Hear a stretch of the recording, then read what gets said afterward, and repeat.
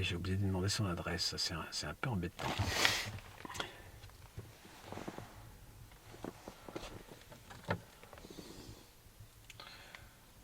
Oh, je l'appellerai après, Ballois, je vais mettre Ballois de toute façon.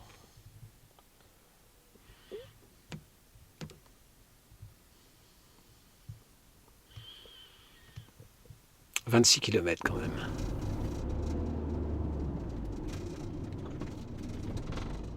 Je suis vraiment d'une famille, d'un milieu rural.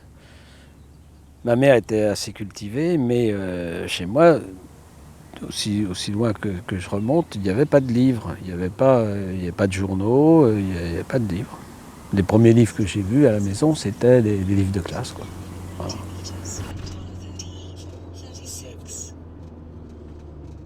Je me souviens quand il s'agissait de choisir un métier, mais bien avant même que je n'ai fini mes études, et je voulais plutôt m'orienter vers la SNCF ou la Poste, tu vois, des métiers où au moins j'aurais pas de soucis d'argent, parce qu'il devait sentir que j'avais un esprit un peu aventureux comme ça, et pensait sans doute que c'était mieux que je choisisse un métier stable, et voilà.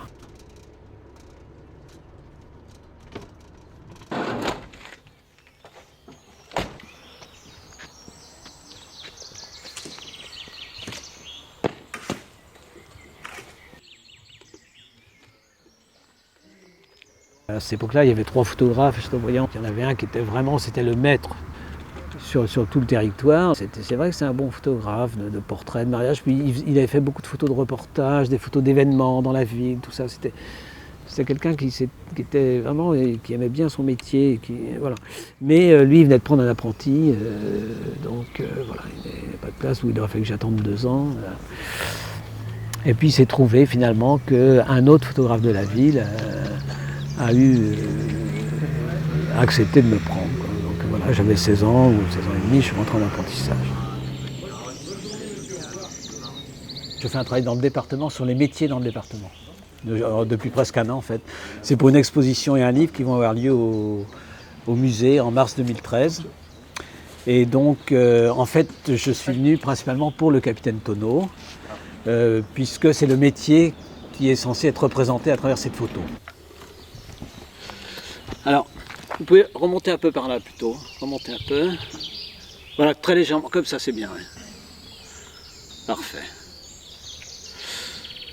Avancez un petit peu, madame le maire, voilà, comme ça. Monsieur l'architecte, avancez un petit peu aussi. Voilà, avancez encore. Voilà, c'est bien, comme ça. Vous, monsieur, avancez un petit peu aussi vers moi. Voilà. Alors, finalement, je vais demander de reculer un peu, monsieur. Encore même. Comme ça, vous allez remonter sur le... Allez par là un peu. Et reculer encore. Reculer. Voilà, c'est mieux là. Ouais. Parfait.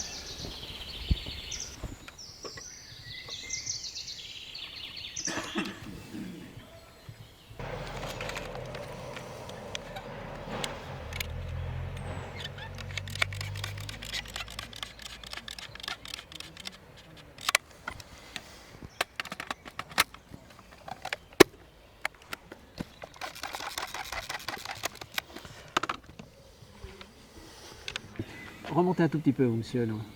Voilà. Non, pas vous, c'est bien vous. Voilà, comme ça. Très bien, vous me regardez ici. Allez, j'en fais une dernière. Regardez-moi, tout le monde me regarde bien. Monsieur de la DDT. Parfait. J'ai fait un séjour dans un très bon studio à La Rochelle. C'était le grand studio de La Rochelle, un vieux photographe qui devait avoir à l'époque 72 ou 75 ans. C'était un très très bon photographe. D'abord, il maîtrisait très bien le portrait, les négatifs étaient retouchés. Je crois qu'on était 5 ou 6 assistants à travailler, plus un laborantin à temps plein, noir et blanc, qui ne faisait que ça. Un type qui était dans la maison depuis une vingtaine d'années et qui ne faisait que le laboratoire, les développements, les tirages des portraits. Et on était... moi j'étais à la fois à la prise de vue et à la retouche. Et il y avait un autre garçon et une autre fille qui étaient eux uniquement à la retouche. on retouchait les négatifs et après on retouchait même les tirages et ils étaient fixés avec de la gomme arabique. Enfin, c'était vraiment.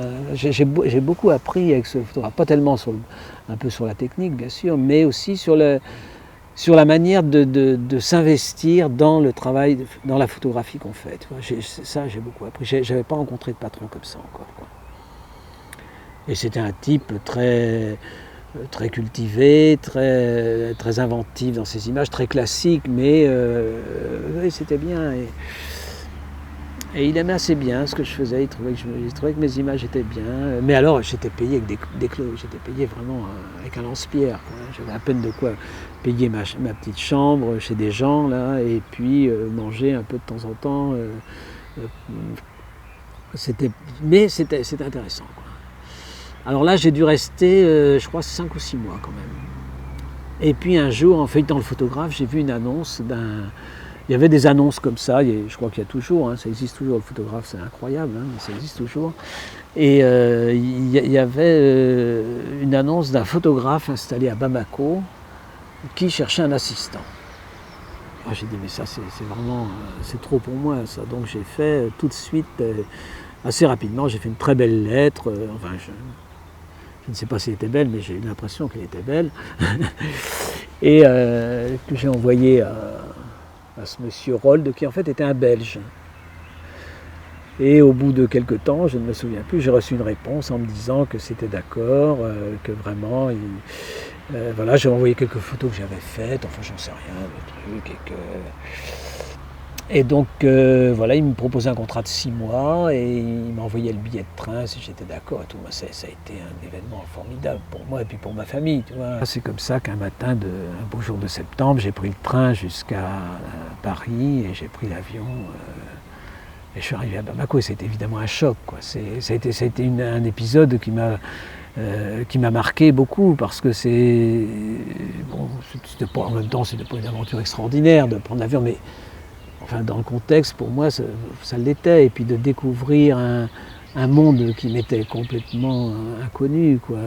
Je connaissais très très peu de l'Afrique. Ce que je connaissais, c'était des images dans mon livre de géographie ou des choses comme ça, quoi. Je ne crois même pas si j'ai vu un film sur l'Afrique. Bon, j'avais vu des images, évidemment, mais voilà, l'odeur, la chaleur humide. Hein, je suis arrivé en septembre, donc c'était la fin de la saison des pluies, donc la terre était encore un peu humide, il y avait des odeurs, c'était extraordinaire, quoi. C'était vraiment formidable.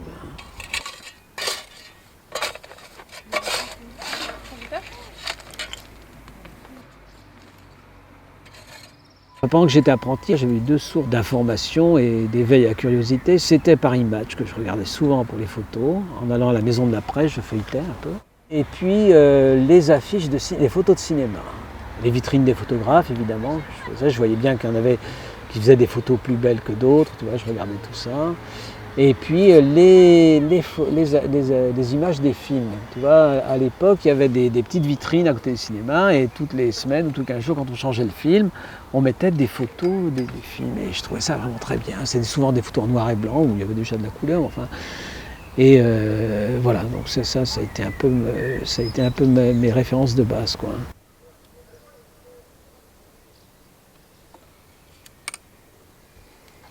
Voilà, regardez ici. Je vous remercie beaucoup.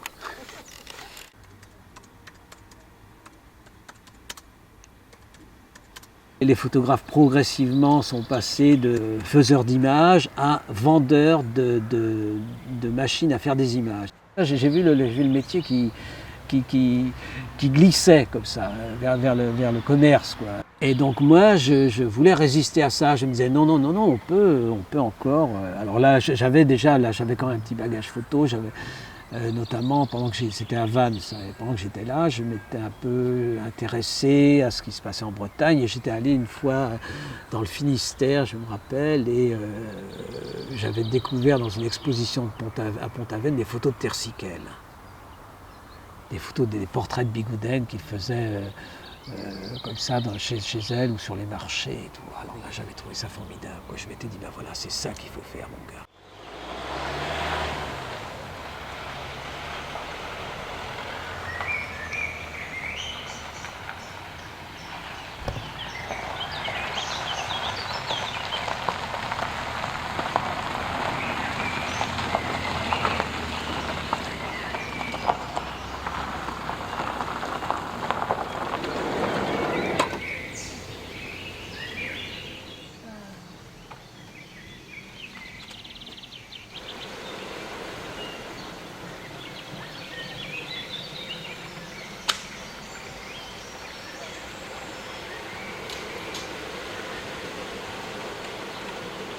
va mettre en place la position couchage.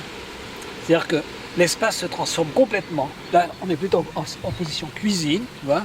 Cuisine, salle de bain, même si on veut que la salle de bain, souvent ça se passe dehors. Et donc là, on va passer en position couchage. Et tu vas voir, ça va devenir une vraie chambre. Alors, ce qui est formidable, c'est que c'est comme un théâtre. Si tu veux, tu as des entrées, comme ça, par là, par derrière. Et en fait, tu aménages tout de l'extérieur. Et c'est seulement quand tout est prêt que tu vas à l'intérieur. La chambre photo. Là, dans la chambre. C'est un peu pareil, quoi. Tu organises toutes les choses autour de ton sujet. Tu mets en place un appareil photo, tu organises des champs. Et c'est après, seulement quand le sujet est prêt, que tu fais la photo. Et bien là, c'est un peu... Disons, il y a des préparatifs. C'est un peu comme la photo. Tout en n'étant pas la même chose. Ici, il y a la bibliothèque. Très important, tu vois.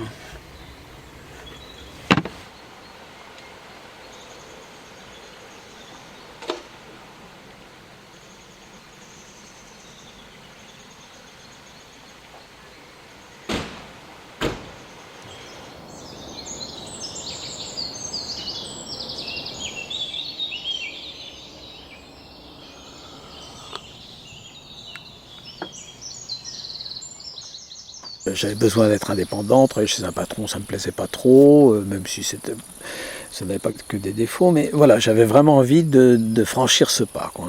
Donc ça s'est passé en 1975, je me suis installé à Lorient, dans un local que j'avais choisi la ville où je voulais m'installer, j'aimais bien Lorient parce que c'est une ville que je ne connaissais pas au départ, donc j'avais pas de passé du tout, j'avais pas de lien particulier avec cette ville, tout était neuf. J'avais envie aussi de rencontrer d'autres photographes, j'avais envie d'explorer. Je sortais le dimanche, j'allais faire des photos sur la côte, des paysages. Je m'intéressais aussi un peu à la vie dans les campagnes, tout ça, parce que le fait de circuler, même d'aller faire des mariages simplement, ça m'a fait aussi découvrir un peu la région. Et très vite, j'ai rencontré des gens qui sont venus me voir, certains, parce qu'ils s'intéressaient à mon travail, parce que voilà, puis des gens qui tournaient autour de la photo, et puis finalement, j'ai rencontré Tersiquel.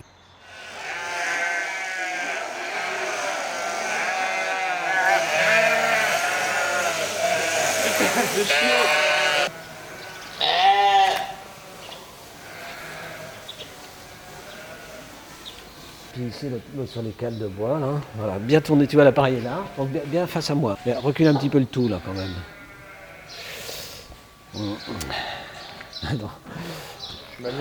Attends, je vais regarder.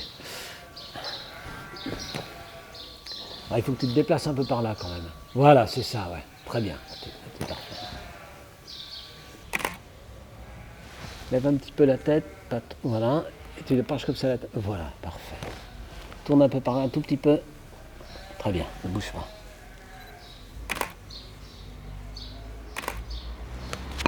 Super, merci. À toi, jeune homme, c'est la même chose. Voilà. Lève un tout petit peu la tête, pas trop. On regarde bien ici, hein. Regarde-moi. Penche la tête un peu comme ça. Voilà. Un peu moins, un tout petit peu moins. Voilà. On ne sourit pas, hein. On fait juste comme ça. Voilà, merci beaucoup.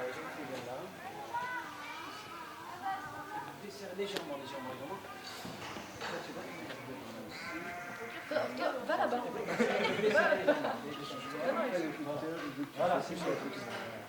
Encore. Stop. Alors, ne confondez pas avec les élèves, s'il vous plaît. Il y a une nouvelle, Non, tu rentres un petit peu derrière. Non, c'est trop là. Voilà, c'est bien. Très bien. Ne bougez pas. Toi, tu te décales un peu. Non, pas toi. Toi, Comme ça, je peux vous surveiller. Voilà. Là, Rapproche-toi. maintenant, je suis plus là. J'ai laissé un Non, mais je peu préfère que tu quand recules un petit peu quand même. Très légèrement. Voilà, comme ça. Baisse un peu la tête, toi. Trop, moins. Voilà, comme ça. On ne sourit pas, on regarde bien ici. Parfait, je vous remercie. Allez. Gardons. Enfin. Putain, j'ai mal au dos. Ah, vous vouliez bouger, allez, il faut vous attendre.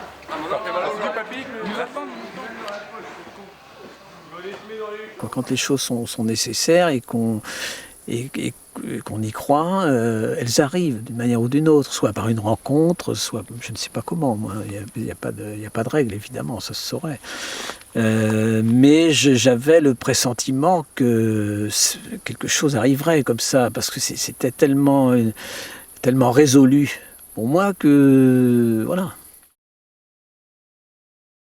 Je suis parti au mois d'octobre 78 en Chine avec un groupe des amitiés franco-chinoises. La Chine sortait d'une période de fermeture, c'était la fin de la bande des quatre, ça faisait plusieurs années qu'on ne visitait plus la Chine.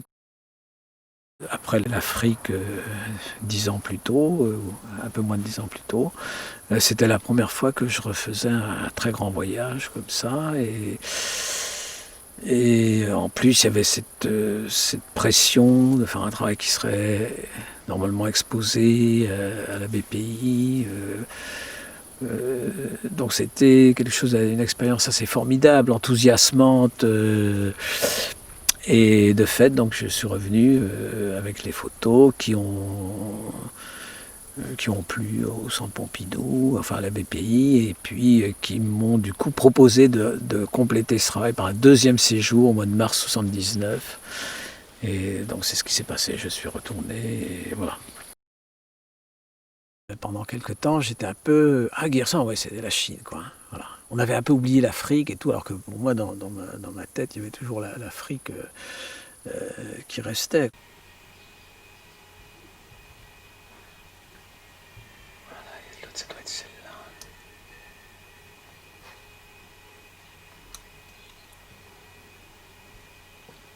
Voilà, c'est ça, c'est celle-là. Alors, ce qui diffère entre le groupe d'apprentis et le groupe de lycéens, c'est d'abord la tenue. Ceux-là, ils sont un peu plus décontractés. Ils ne sont pas tous en bleu agricole comme les autres, enfin en gris agricole comme les autres. Ils sont certains en pull, certains en jean, enfin, ils sont un peu plus dégingandés dans la manière de se tenir. Bref, ils sont un peu moins scolaires et un peu plus dans le travail, probablement, quoi. Bon, les lycéens sont un peu plus nombreux et il y a le prof avec eux.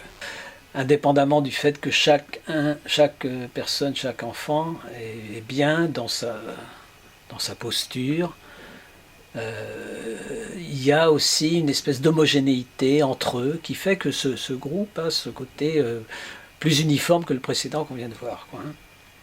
Alors, en dehors de ces deux photos de groupe, j'avais fait aussi des portraits individuels, dans l'idée de faire aussi une sorte de mosaïque, comme j'ai fait pour d'autres photos sur ce travail en Seine-et-Marne. Et en fait, cette mosaïque, en quelque sorte, c'est un groupe reconstitué, quoi, hein. Donc, je dis tout de suite que je préfère le groupe, finalement, quoi, hein, parce qu'il y a une espèce de magie, comme ça, d'arriver à harmoniser 15 gamins ou 12 gamins ensemble. Mais le portrait individuel induit une autre relation à la photo. Le 31, ça pourrait être bien, le 31 après-midi. Voilà, j'ai proposé le 31 après-midi, comme ça je dormais le 31 au soir. Bonjour, c'est Guy Hersan, je rappelle pour Mme Savary, s'il vous plaît. Ah voilà, donc écoutez, je reviens vers vous là pour savoir si on peut vraiment caler le rendez-vous le matin ou l'après-midi, le 29.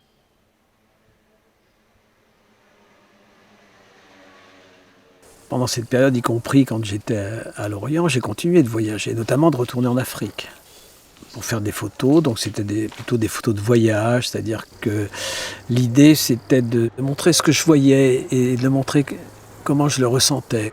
J'ai vraiment beaucoup aimé voyager comme ça. Je partais avec mon sac à dos, avec très peu de moyens, mes Leica, mes bobines dans le sac à dos, dans une boîte en polystyrène, pour pas que ça prenne trop chaud. Je partais, je n'avais pas de contact, je connaissais personne au fond. Les gens que je connaissais, je n'allais pas forcément les retrouver. Voilà, j'ai voyagé comme ça et j'ai adoré cette période et tous ces voyages un peu hésitants à la découverte, à la rencontre.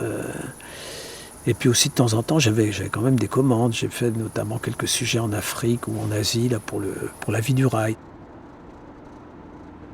Je me souviens quand j'allais en Afrique, par exemple, je m'y préparais, mais longtemps à l'avance, quoi, des mois à l'avance, si je savais que j'allais y aller. Je me préparais à ne pas préparer comment j'allais m'y prendre, quoi, parce que je savais que de toute façon, les choses viendraient naturellement une fois sur place.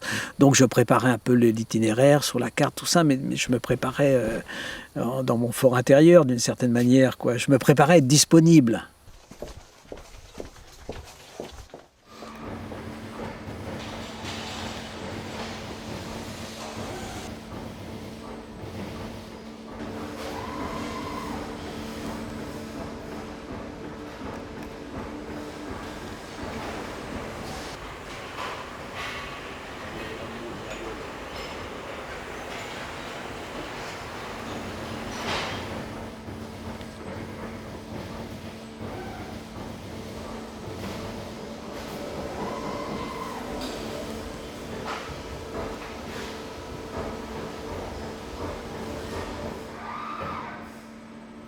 On est pas mal là, hein. Rentrez un tout petit peu, monsieur à lunettes là. Stop. Voilà, parfait. Le jeune homme, tu avances un petit peu derrière. Très bien. Le monsieur en t-shirt blanc au fond, avancez, avancez, avancez, avancez, avancez. Voilà.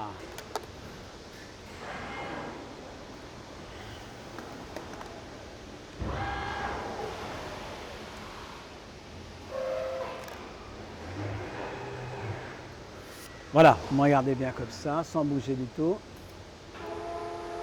Je vous remercie. C'est fini. Bon appétit, merci beaucoup.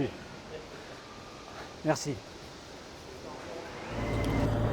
Regarde, il y a encore un silo fantastique ici. Hein. Vraiment dommage que je ne fasse pas de photos de paysages et de bâtiments comme ça. On va regarder ça de près.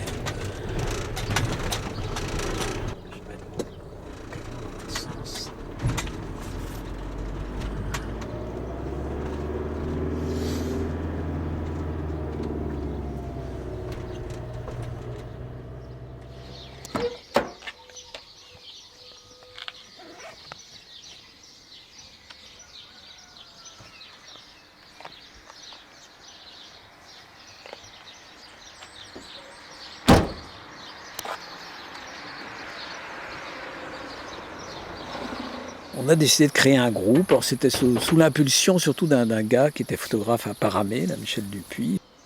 Comme j'avais commencé moi, ce travail à Ouessant depuis 1971, j'ai proposé que chacun travaille sur une île ou plusieurs, sur l'ensemble des îles bretonnes, qu'on fasse un travail sur l'ensemble des îles bretonnes. Et en fait, c'est ce qui a été adopté. Donc on s'est réparti un peu les îles, soit par proximité géographique pour ceux qui étaient selon l'endroit où ils se trouvaient, soit par intérêt personnel. Naturellement, j'ai gardé Ouessant. Tersiquel a pris l'île de Saint. Alain Noailles avait pris Édic. D'autres ont pris les îles du Nord, Bas, enfin tout ça.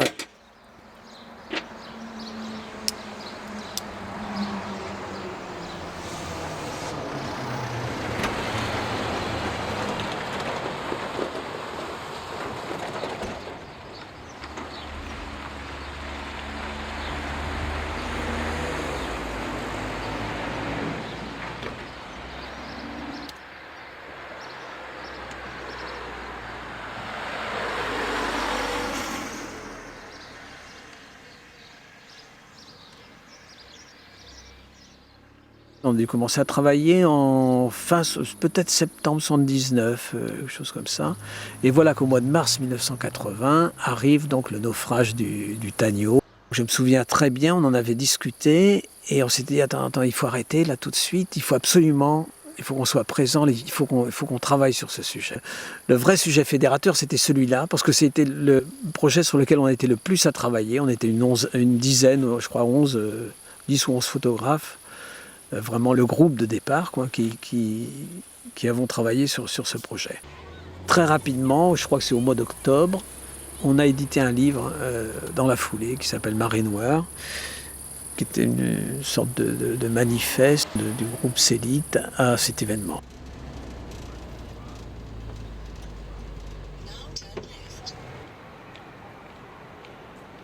Pour finir avec Célite et ce projet sur les îles, le groupe s'est un peu réduit pour finalement se trouver à 3 photographes qui étaient Tercy-Quel, Le Noailles et moi. Donc on s'est réparti le reste des îles. Tercy a pris Groix, j'ai pris Belle-Île. L'île de Bas, on l'a faite à 3.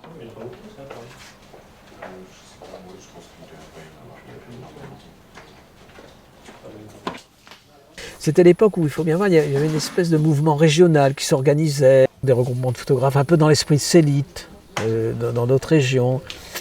Et je me suis dit, tiens, ce serait pas mal qu'on se rencontre et tout ça. Et c'est comme ça qu'est née l'idée d'un événement qui, annuellement, permettrait d'inviter des photographes, certains connus, d'autres non, puis des gens d'un peu toutes les régions. La première édition a eu lieu en 82 à Lorient, ça s'appelait les Rencontres de la photographie. Et c'était toujours Célite qui était l'organisateur de ces rencontres. Mais Célite, en fait, c'était plus que nous trois, les 3 photographes.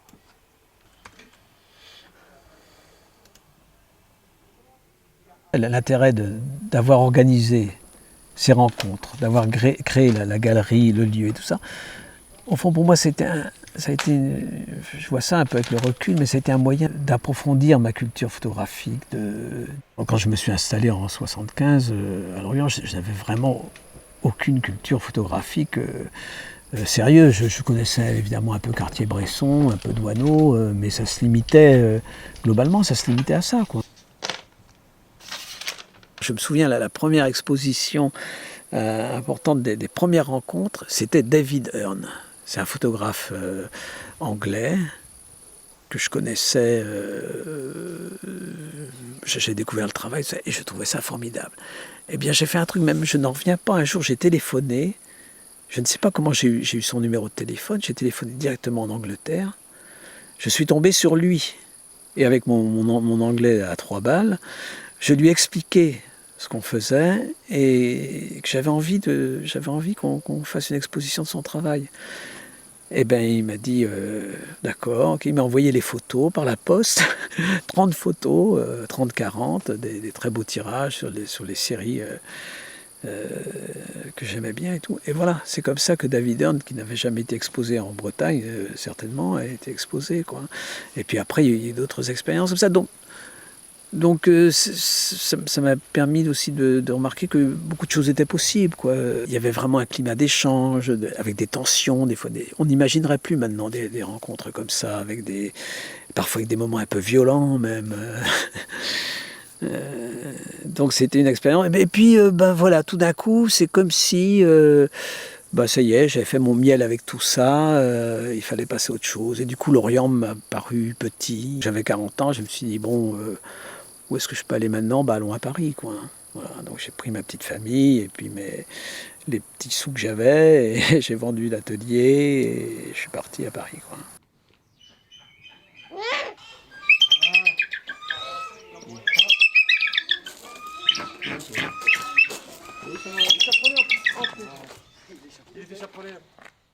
Cette pratique du portrait de groupe, comme ça, à la chambre, toujours au même format, c'est une projection qui était un peu comme une contrainte. C'était évidemment d'abord par rapport à l'Afrique et la photographie que j'avais faite dans l'Afrique.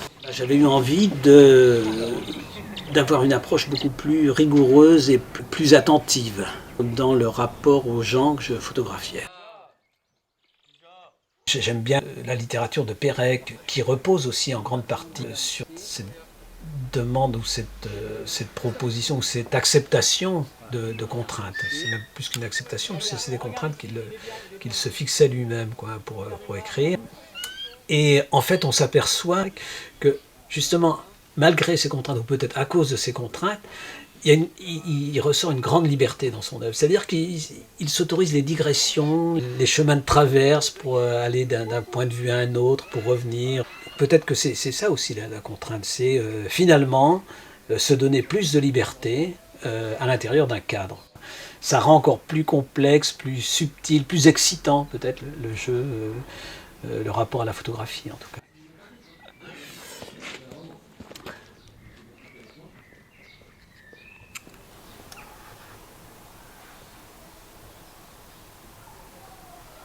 Ce qui est très curieux dans cette photo, c'est qu'ils ont pas, je m'attendais à ce qu'ils aient, pourtant j'avais vu ça quand j'ai fait des repas, à ce qu'ils aient un uniforme, tu vois, à ce qu'ils aient une tenue, quoi. Hein. Et en fait, pas du tout. À part évidemment les gars qui ont le tablier, quoi. Lui, il se tient un peu de traviole, mais je pense qu'il doit avoir un problème de...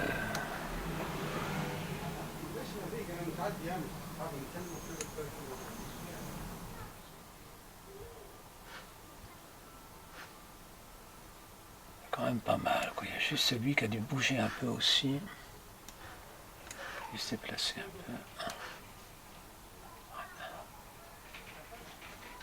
J'essaie, moi, de construire une série de photos qui disent quelque chose sur la réalité du travail dans le département. On peut espérer que si c'est bien réussi, ça dépassera même le cadre du département. Ça pourrait être une vision des pratiques de métier, des pratiques de profession, un peu générales en France ou peut-être en Europe, aujourd'hui. Voilà, peut-être que c'est ça qui va ressortir. En tout cas, j'essaie que ce soit quelque chose de cet ordre-là, que ce soit du général, que ce ne soit pas seulement cantonné à des situations très spécifiques, même si ça apparaît forcément dans les photos, mais voilà, j'essaie d'avoir un propos qui soit un peu plus large que ça.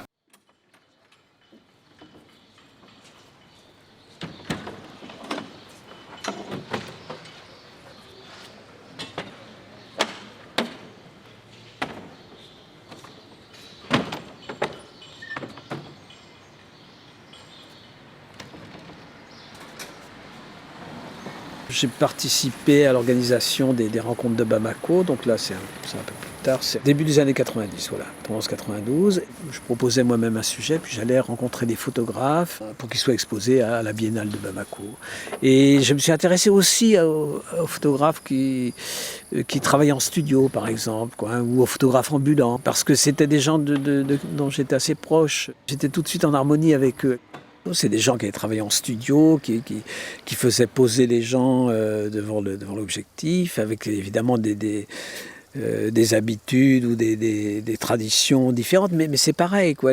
Voilà, c'est développer les pellicules, c'est aller vendre des photos, c'est les gens qui viennent les chercher, c'est un rapport privé à la photographie, quoi. Moi j'ai trouvé ça tout le temps vachement intéressant, quoi. Même encore plus récemment, quand j'ai fait des photos qui étaient des commandes publiques, j'ai toujours pris soin que d'une certaine manière, les photos reviennent aux gens, quoi. Parce que les photos, ça appartient aussi aux gens qu'on photographie. C'est pour ça que l'idée de faire poser les gens avec d'autres personnes qui font partie de leur univers ou de leur famille, c'est important, quoi. Et que ces photos-là rentrent dans le patrimoine familial, si on peut dire, ça me paraît naturel, quoi.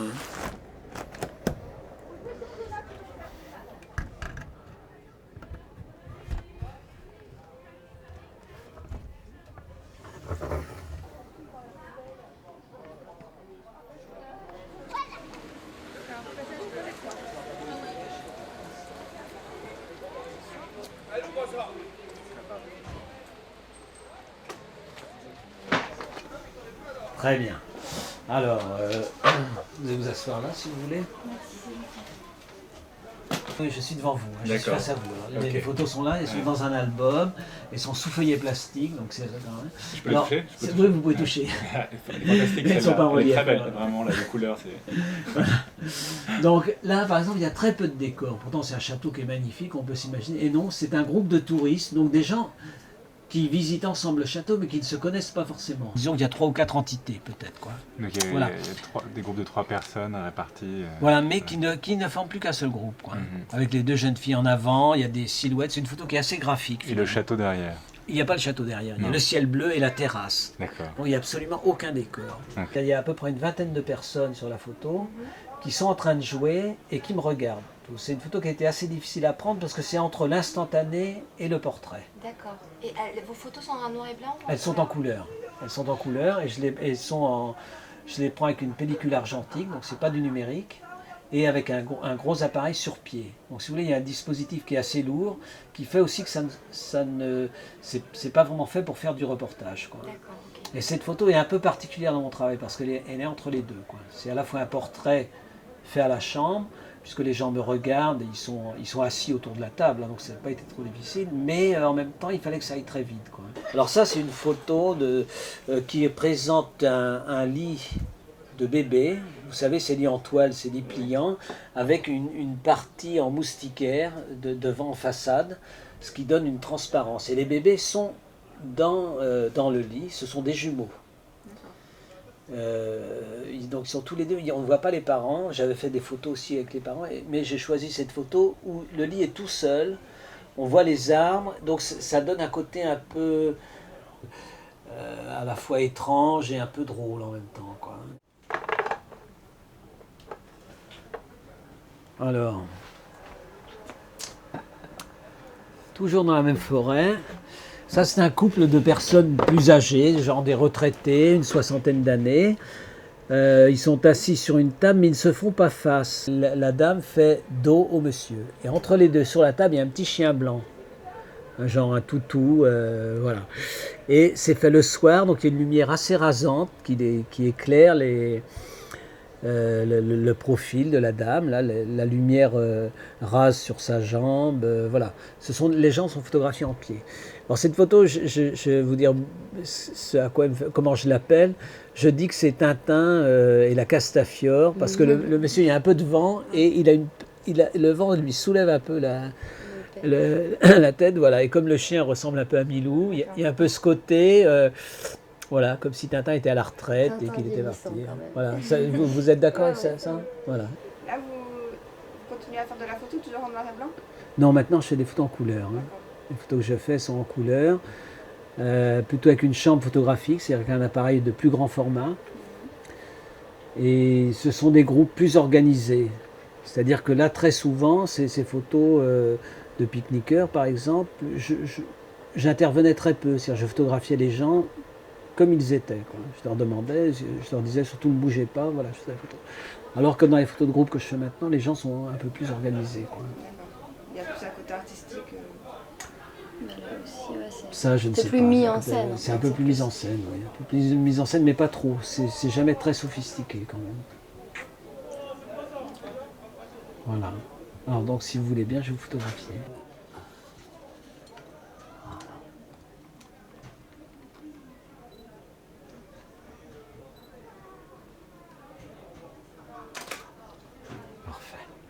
Alors, si vous voulez vous mettre à côté,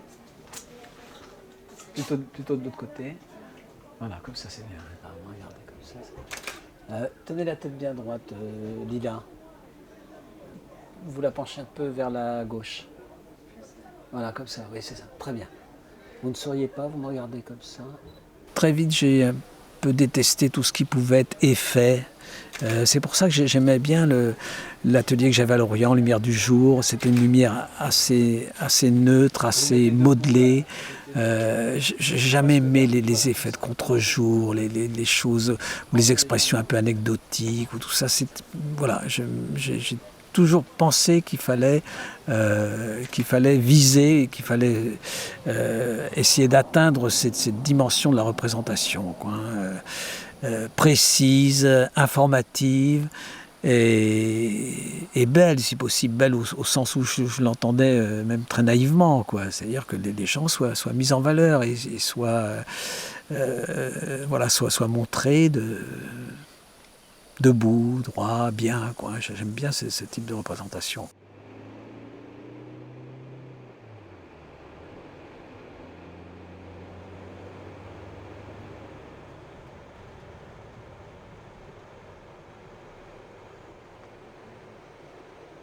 J'avais deux possibilités, soit présenter d'Afrique, que j'ai déjà montré l'an dernier à Béton, ou alors des photos que j'avais faites en France, puisque j'ai pas mal travaillé sur l'agriculture. Je me suis tourné vers la série que j'avais faite en Loire-Atlantique, donc dans mon territoire, du coup, mon territoire natal, en 2005. Et c'était à l'époque une commande du Conseil général de Loire-Atlantique sur l'agriculture dans le département. C'est une vision qui m'a ramené un peu vers le travail que j'avais fait quelques années plus tôt dans le département de l'Aisne.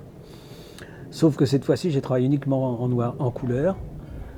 Mais Il y a aussi des paysages, des portraits bien sûr, beaucoup de portraits d'agriculteurs, le plus souvent en pied, et il y a encore quelques images qu'on peut appeler de reportage, en tout cas des instantanés. Je pense que même dans les portraits de groupe, qui semblent comme ça assez disposés et assez organisés, et quelquefois même mis en scène, il y a toujours une part d'imprévu ou d'instantanéité, d'événement qui vient s'inclure dans la photo.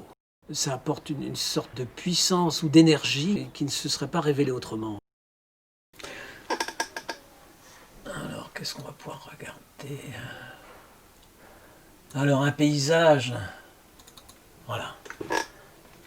Voilà, c'est tout à fait l'univers vernaculaire, comme on dit, qui m'intéresse beaucoup. C'est-à-dire cet univers modeste, organisé, sans aucun esprit savant. Voilà, on a mis la maison là, probablement pour des raisons d'orientation par rapport au soleil. Là, il y a une terrasse, on ne sait pas trop ce que c'est.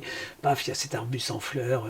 Ici, un petit cabanon. Tout est un peu approximatif et en même temps, ça semble organisé. Il y a une mare ici. C'est une photo qui donne une vision de l'univers rural aujourd'hui, quoi. J'ai remarqué que quand il n'y a pas trop d'informations sur les photos, souvent il y a un peu de mystère. Ça me fait penser à une citation d'Oscar Wilde que j'ai lue il n'y a pas très longtemps. Il dit que c'est dans le visible et non dans l'invisible que se trouve le mystère du monde. En fait, c'est ça, quoi. C'est-à-dire que plus on montre les choses visibles et de manière précise, en fait, plus elles contiennent de mystère. Il ne faut pas se méfier des apparences, il faut les accepter, essayer d'en déceler le mystère, quoi. C'est sans doute là-dedans qu'il y a le plus de mystère, dans la réalité de ce que montrent les gens d'eux-mêmes, quoi.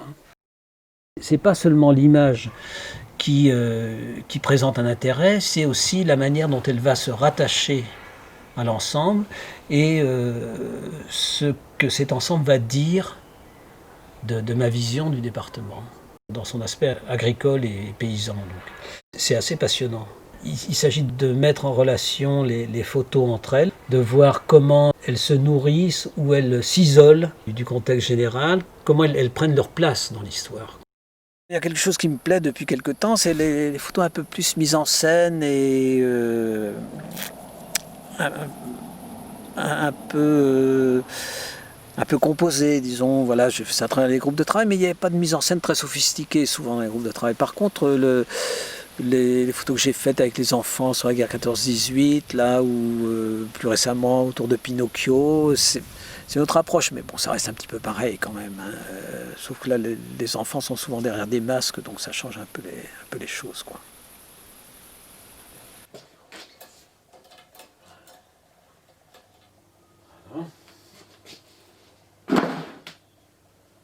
Et quand on explore, on comprend, il en ressort forcément quelque chose. Moi, c'est ça qui m'intéresse. Et la photo, là-dedans, c'est des repères. C'est des passages aussi, c'est des ponctuations, c'est des marques, voilà. J'ai compris telle chose. Si je photographie les personnes de cette façon, j'ai l'impression que ça aura du sens par rapport à ce que j'ai compris de ce qu'ils font.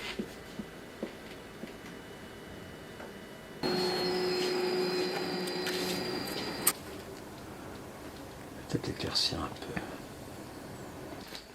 Quand je te parle des gens et de ce qu'ils font, c'est ça mon rapport au monde. Je ne suis pas quelqu'un de contemplatif, même si je peux rester en admiration devant un paysage ou devant une scène ou même une ville, parce que j'aime bien les villes aussi. Bon, mon rapport au monde, c'est ça. C'est l'exploration et c'est de comprendre, de réfléchir. Alors bon, il y a la lecture aussi, qui a pas mal accompagné aussi ma vision du monde ou les rêves qu'on peut faire, parce que des fois on invente aussi les choses, quoi. On voit comment ils sont, puis on trouve qu'ils seraient peut-être un peu mieux si on les montrait de telle autre façon. C'est aussi une forme de jeu, quoi. Mais toujours le fil conducteur qui est le réel, quoi. Mais en Wallonie encore. Chez nous, c'est plutôt des films hollandais. À une époque, j'étais vraiment boulimique de photographie. C'était un ravissement pour moi de découvrir des photographes importants, bien sûr, mais pas forcément. Voilà, le plaisir de voir comment les gens montrent le monde ou leur univers. J'ai toujours trouvé ça intéressant. J'aime bien les photographes, j'aime bien la photographie.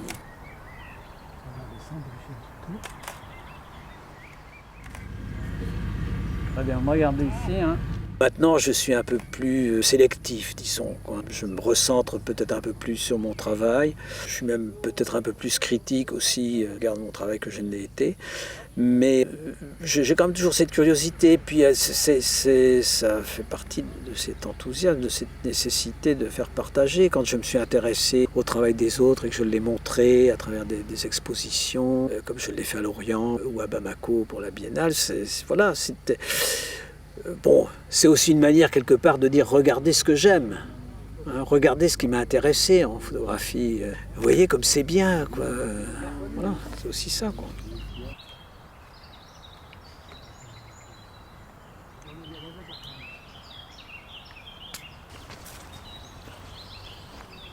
Un ami photographe, Bernard Descamps, qui a demandé comme ça à 40 photographes, la question était la même pour tout le monde, la photographie c'est quoi pour vous? J'ai pas réfléchi très longtemps, j'ai dit que la photographie c'était donner à voir ce que je vois, tout simplement. C'est-à-dire que si je faisais des photographies juste pour moi, ça ne m'intéresserait pas. Ce qui m'intéresse aussi, c'est que d'autres personnes puissent la voir, et si possible des personnes concernées par cette photographie, si eux-mêmes sont représentés dans l'image, quoi.